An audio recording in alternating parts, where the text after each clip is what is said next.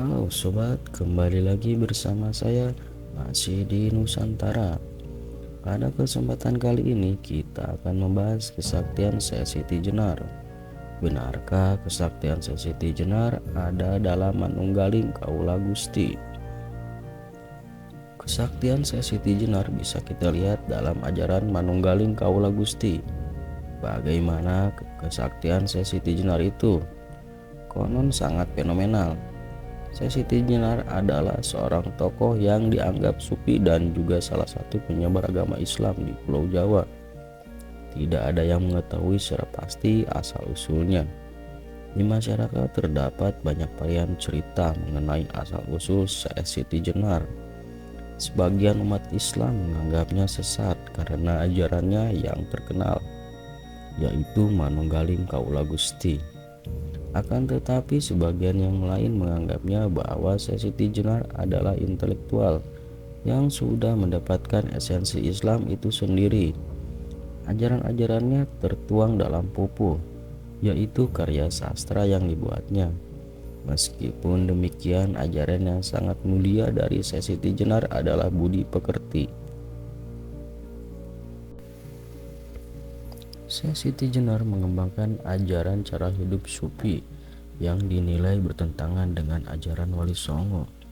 Pertentangan praktek sufi Syekh Siti Jenar dengan Wali Songo terletak pada penekanan aspek formal ketentuan syariah yang dilakukan oleh Wali Songo. Ajaran Syekh Siti Jenar yang paling kontroversial terkait dengan konsepnya tentang hidup dan mati, Tuhan dan kebebasan, serta tempat berlakunya syariat tersebut. Syekh Siti Jenar memandang bahwa kehidupan manusia di dunia ini disebut sebagai kematian.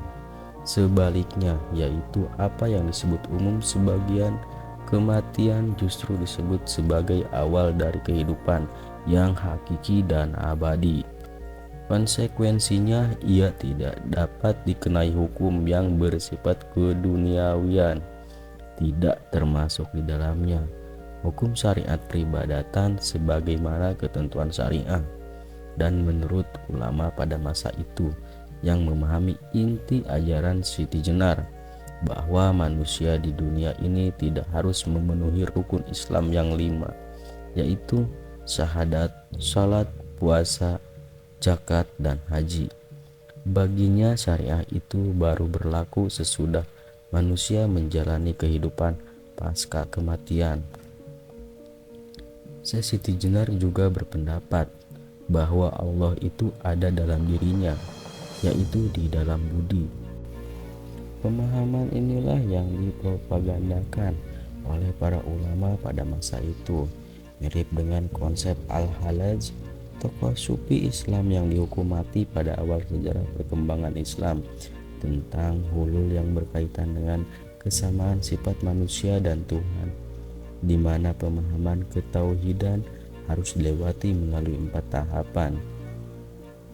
1. Syariat, dengan menjalankan hukum-hukum agama seperti sholat, zakat, dan lain-lain.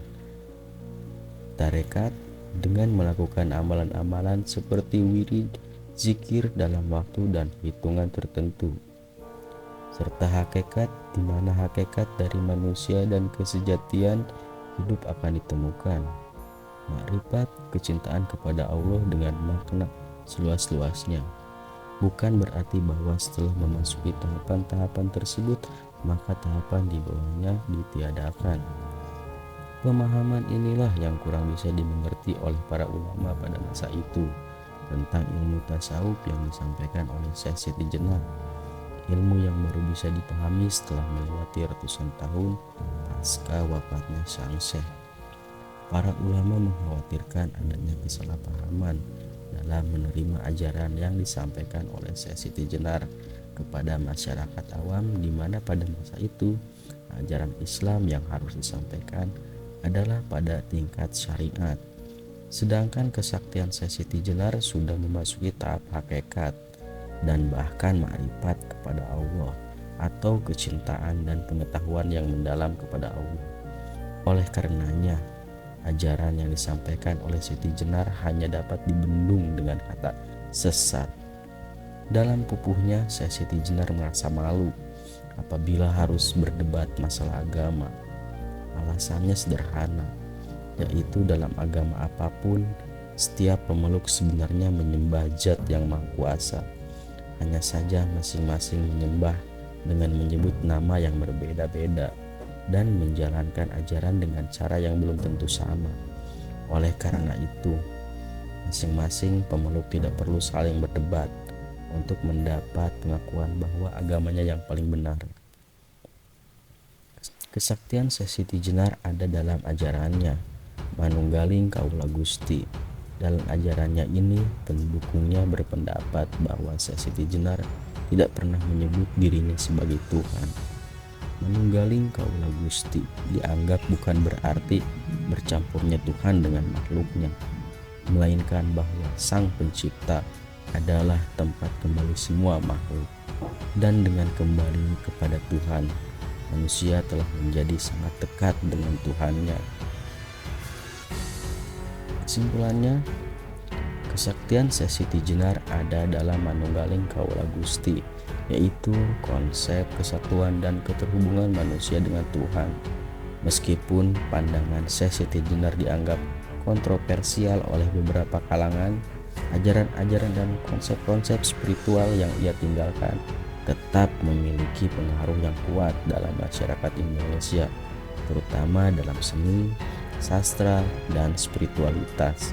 Walaupun terdapat perbedaan pendapat tentang pandangan ini, namun penting untuk memahami nilai-nilai warisan budaya dan spiritualitas yang terkandung dalam konsep Manunggaling Kaula Gusti, agar kita dapat lebih memahami dan menghargai keberagaman manusia serta mencapai tujuan hidup yang lebih bermakna.